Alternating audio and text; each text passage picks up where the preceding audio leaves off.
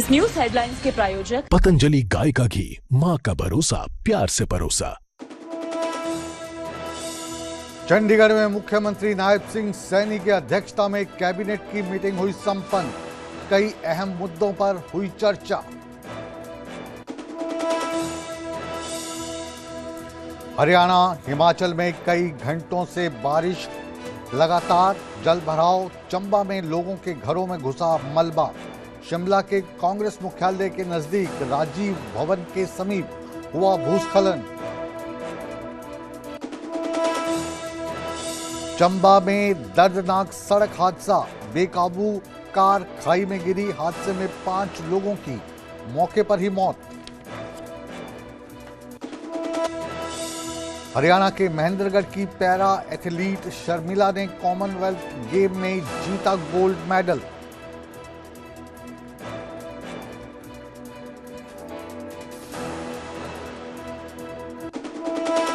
Headlines के प्रायोजक पतंजलि गाय का घी, माँ का भरोसा, प्यार से परोसा।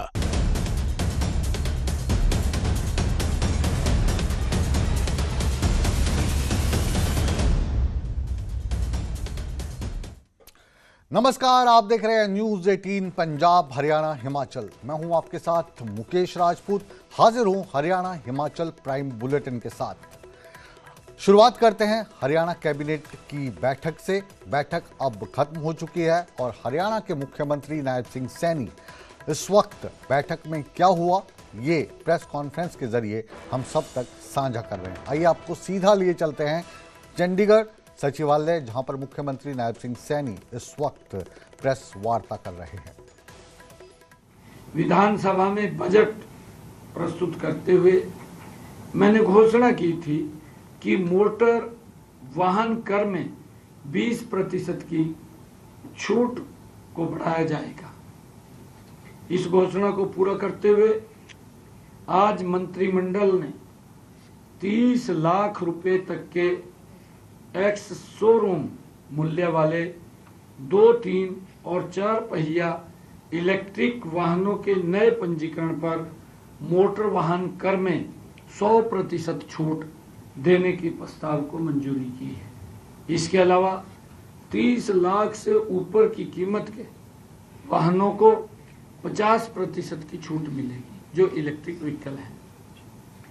और इसी प्रकार मंत्रिमंडल ने Haryana state commission for minorities, हमारे जो अल्पसंख्यक समुदायों के अधिकारों की सुरक्षा एवं विकास के लिए आज एक महत्वपूर्ण निर्णय लिया गया।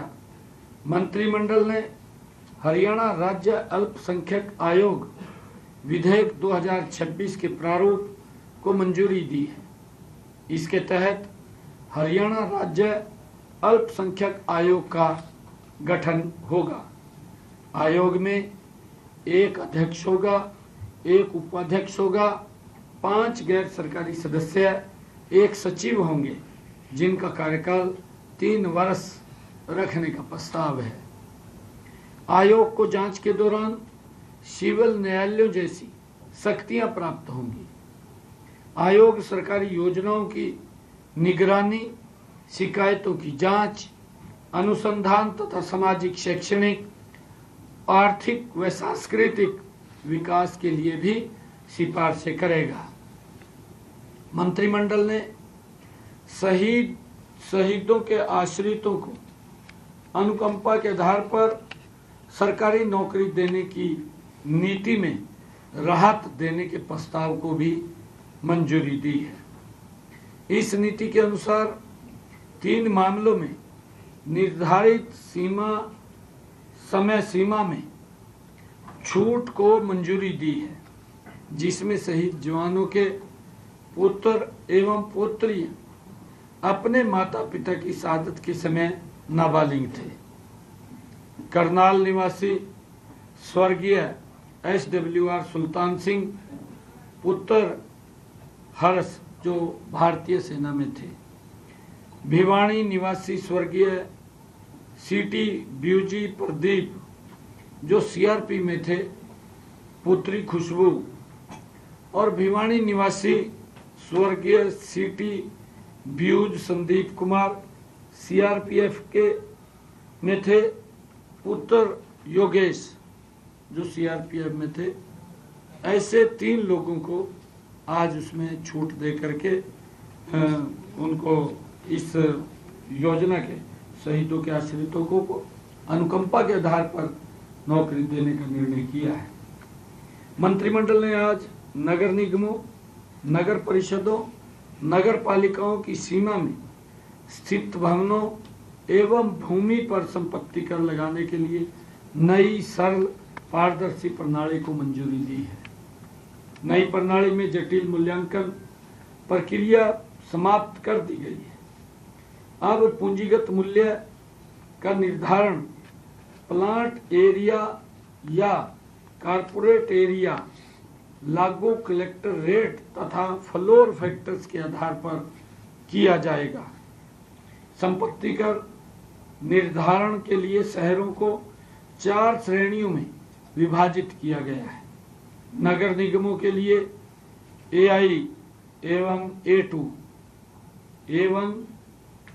एवं A2, नगर परिषद एवं नगर पालिकाओं में B व C।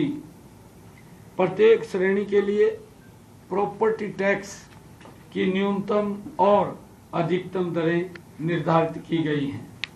नई प्रणाली में संपत्ति के आकार तथा उसके उपयोग आवासीय, व्यावसायिक, औद्योगिक, संस्थागत या विशेष श्रेणी के आधार पर टैक्स निर्धारित किया जाएगा।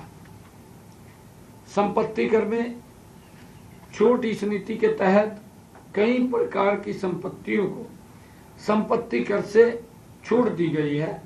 इनमें धार्मिक स्थल, पट्टे या किराए पर न दी गई नगरपालिका संपत्तियां, अनाथालय, वृद्धाश्रम, शमशान घाट, कब्रिस्तान, धर्मशालाएं, सरकारी शैक्षणिक संस्थान, सरकारी अस्पताल, कृषि कार्यों के लिए उपयोग की जाने वाली संपत्तियां तथा अन्य निर्धारित श्रेणियां शामिल की गई हैं।